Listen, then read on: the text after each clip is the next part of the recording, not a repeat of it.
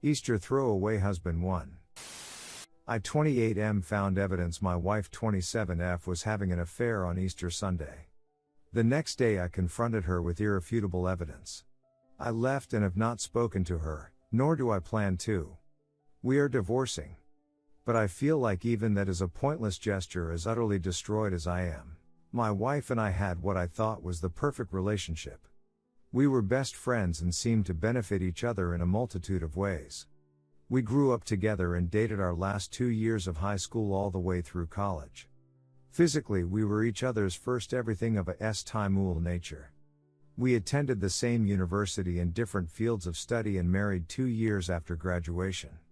We moved to a major city near our hometown to be near our families.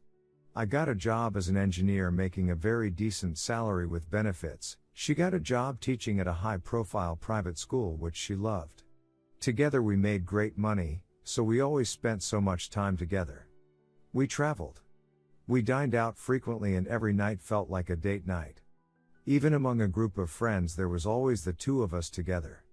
We were so stupidly happy they could have put our goofy love grins as the sample photo in picture frames for sale. Our S-time life was great and had always been. Less than 4 times a week was considered a dry spell for us. We had a great life in general. Well, at least that's what I thought.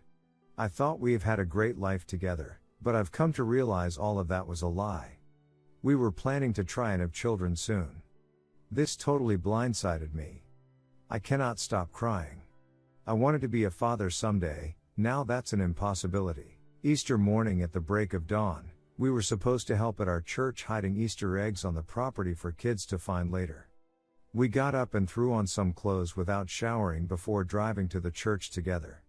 We groggily helped hide obvious eggs for the small children and more secretive eggs for the older kids later that day. My wife took many pictures on her phone of us as well as many members of the congregation. We all ended up having coffee and donuts while conversing before heading home. I'd driven to the church, but I got my wife to drive us home. She commented she was going back to bed for a few hours when we got back. I wanted to preview the college basketball championship game the next night, because my father was a Baylor graduate. What brought my wife's iPad along, which I used all the time like it was my very own. I never expected to see anything, and she didn't anticipate it showing me anything. I'm not very tech savvy. So, I still don't know what happened exactly. But I was reading an article as we were walking into the house.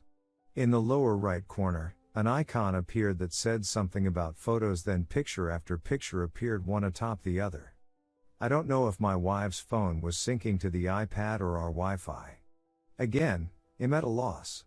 I saw the pictures were the ones my wife had just taken minutes before outside the church, so I continued reading. Suddenly a few pictures flashed by that looked like they contained nudity, which was very out of character for my wife. I tried tapping on the pictures to go back. But it was like the photos weren't on the iPad, it just showed each one to me for a split second.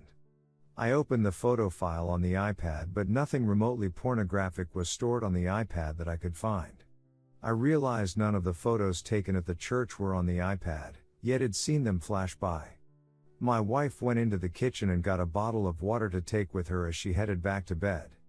I watched her walk up the stairs, and for the first time in the history of our relationship I felt like she might be hiding something from me. I searched every file I could find on the iPad hoping I could find what I'd seen. But I eventually realized to ease my mind I'd have to check my wife's phone. I walked upstairs and found her sleeping soundly in our bed. I grabbed her phone off of the charger and took it into our bathroom.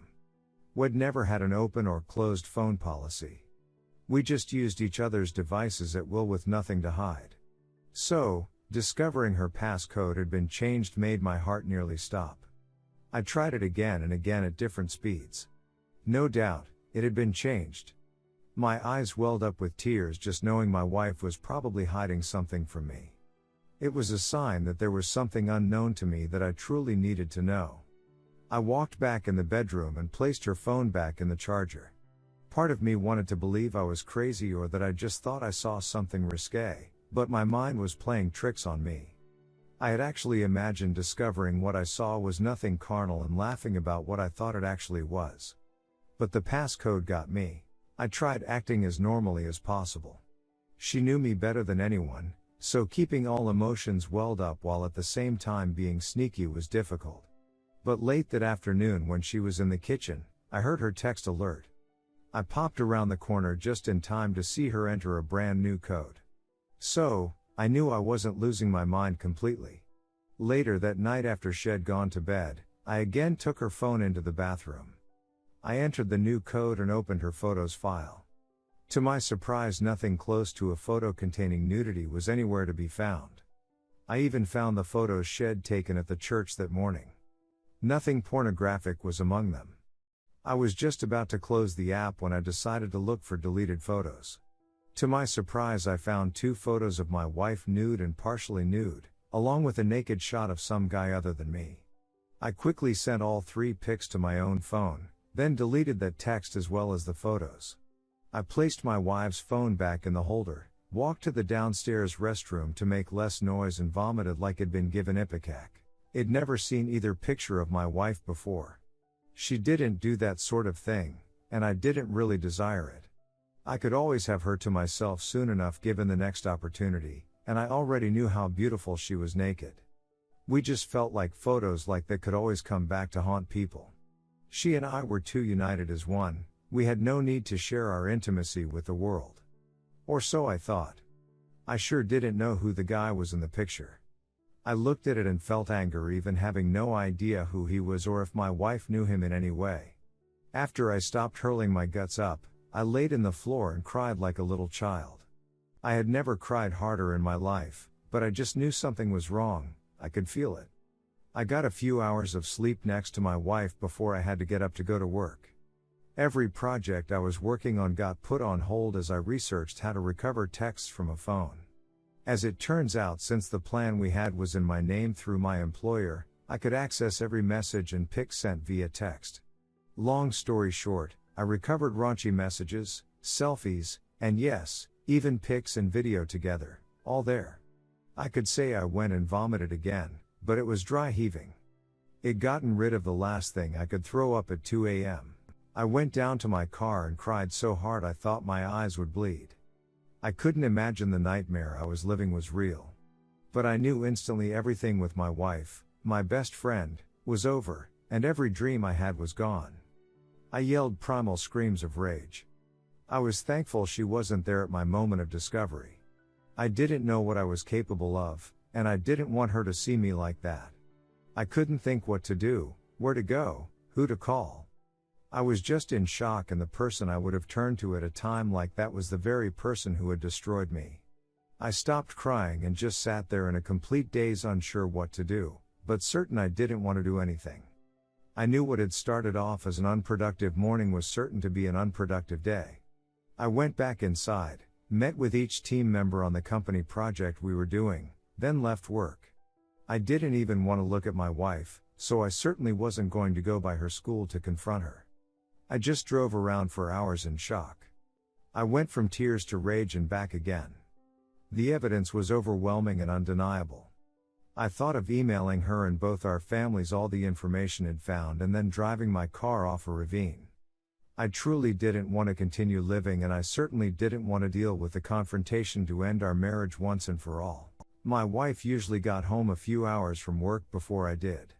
So, I parked down the street from her school to see where she went when she got off from work. I had it in my mind from what I'd found she'd probably head to her lover's house for a quickie after work. But she left and went straight home, oblivious I was following her most of the way. I'd printed out pages and pages of texts and pictures at work to show her what I knew. I anticipated confronting her and her denying anything until I showed her proof, leading to much conversation and fighting. I didn't want that.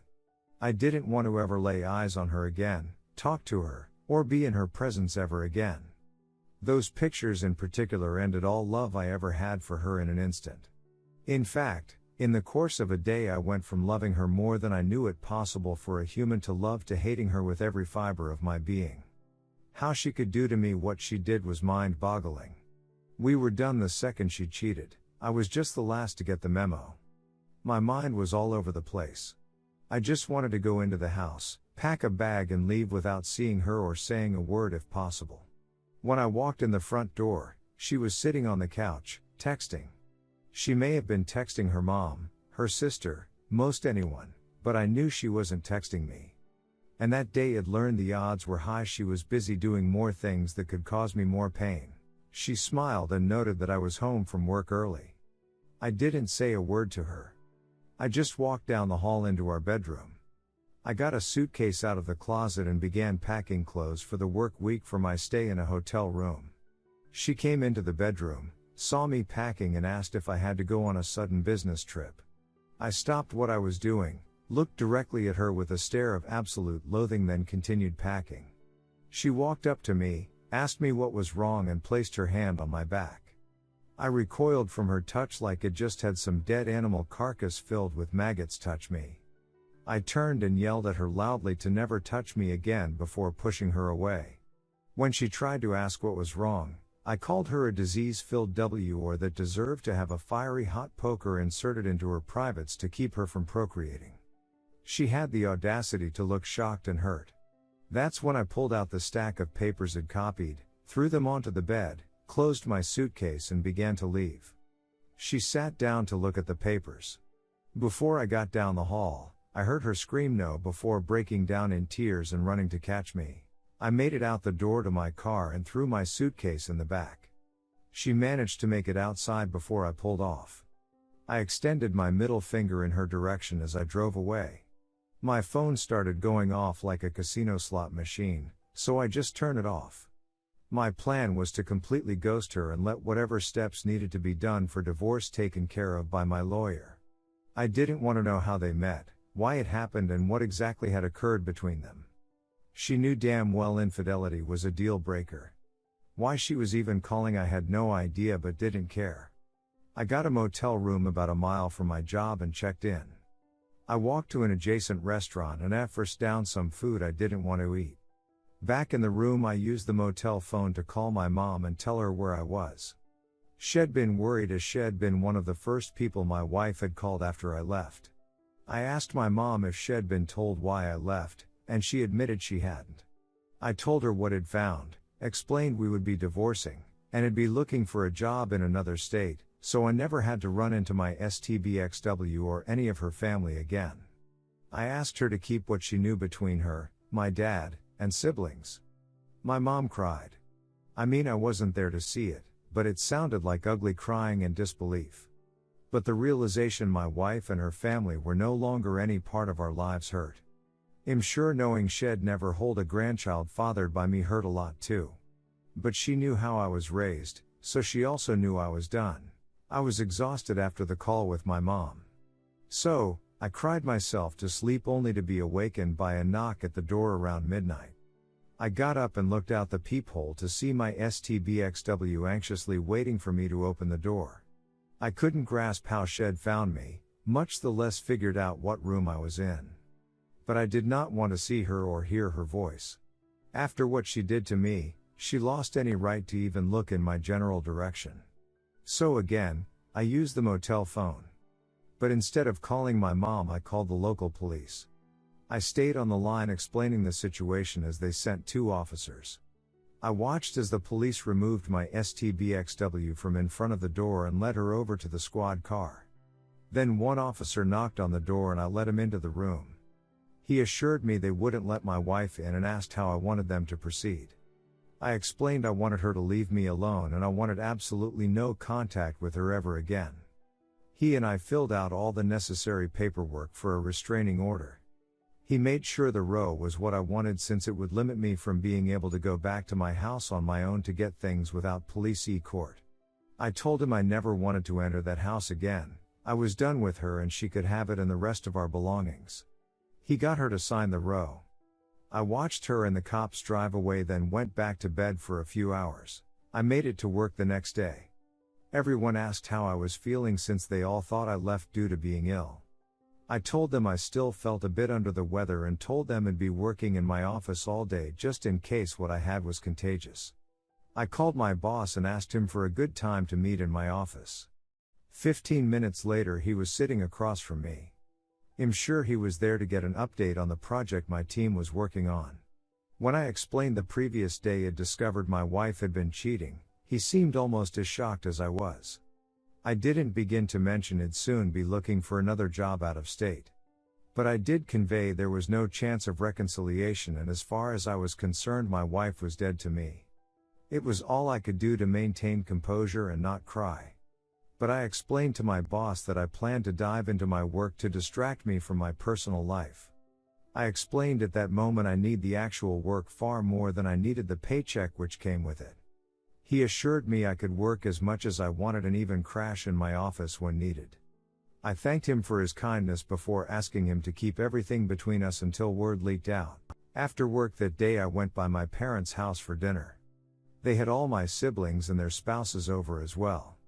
My parents called me aside as dinner was ending and suggested I let everyone there know what had happened and was about to happen. There were still a few people eating when I began to talk. But the news sort of ruined everyone's appetites. They all were as shocked and enraged as I had been. 2 of my siblings had gotten calls from my ex when I left and had felt sorry for her. Both wished they'd known what was going down so they could have given her a piece of their minds. I assured them and the rest of my family I just wanted my wife, and anyone related to her ignored, blocked from contact and ostracized. I explained it wasn't her family's fault that my wife is a worthless WR. And my wife had proved she was unworthy of any attention positive or negative sent her way. I then explained I would be looking for a new job in another state over the coming weeks. Some family members were angered. They weren't mad at me for feeling that is what I needed to do. They were mad my wife sinned, and I was being punished by being removed from those that love and care about me. It didn't seem even remotely fair, I agreed. But the chances of getting every human related to her to leave the state out of shame wasn't happening.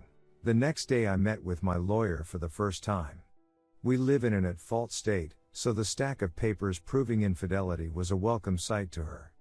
I tried to approach that meeting with 100% logic and no emotion. All emotions are temporary, and letting your emotions lead you through life is a recipe for utter chaos. I explained she and her staff would need to be the go-between for my wife and I until the divorce was finalized. I also explained there was a restraining order in place. I told her I didn't care about any of our possessions. Everything we owned reminded me of my STBXW, so I didn't want a single item or the house we lived in. The only thing I was concerned with was that she could not touch my 401k or other investments given to me before marriage. That's when my lawyer asked if I wanted the divorce to be a fair and equal divorce, or scorched earth. I looked down and thought for a few moments. The emotional turmoil I was enduring had reached the point it was causing actual physical pain. I knew the events I was living through had changed everything forever and there was no going back. A week before, if it had been presented with a fair or no holds barred option, I would have gone with the fair route. But I felt nothing but loathing and disgust for the woman who lied to me nearly my whole life and betrayed me like no one else had. I instructed my lawyer to take every available avenue to make the divorce as painful as possible. Any item my lawyer managed to get from my STBXW for me would just go into a big bonfire after everything was finalized. But at that moment I envisioned that bonfire being so large and bright it could be seen from space. I wanted her to go after my wife financially, and if they could figure out who the AP was, to go after him as well. My state has alienation of affection laws which allows a person to sue someone who contributed to the end of a marriage in civil court. I told my lawyer if they discovered he is in a relationship to contact his partner. In short, I wanted to make everything hell on earth for them both. I wanted to convey to my wife I hated her beyond words, and I was out for blood. I wanted to destroy her life like Shed so casually destroyed mine and let the pieces fall where they may. My lawyer called me at work today to let me know my wife had been served at her job. She asked me to come by after work to talk with the messenger they'd sent to serve my wife papers. Just knowing she'd been served and was grasping I would never be any part of her life again was enough. But I decided to listen to the messenger in the sole hopes he might tell me my STBXW jumped out of a window after being served. He and I sat in an office without my lawyer present as he explained he'd taken the paperwork by the school at around 10 a.m. He checked in with the front office as a courier and a member of the faculty led him to my wife's classroom. She was in the middle of a lesson as the employee opened the door. The courier said he walked past the staff member, asked my wife to verify her name and told her she had now been served with official divorce papers due to infidelity. He said my STBXW was obviously shocked at the speed I was moving, embarrassed to be served at work in front of her students, and was fighting back tears. He told me as he walked out, she fell into the floor and began sobbing uncontrollably. That was all good to hear, and I was glad she'd gotten the paperwork. Honestly, I'm not even sure why I'm writing this out. It's been a bit cathartic, but I don't need advice. Well, at least I don't think so. As stated, I have everything planned out and the divorce is in motion and will take place. I just hurt so bad and am truly struggling to find a reason to carry on. I don't want to. I'm not suicidal. There is no part of me that wants to die. I want my life back, and that is an impossibility. There can be no new life in my future with someone else. She destroyed something pure and beautiful one can only attain once in a given lifetime.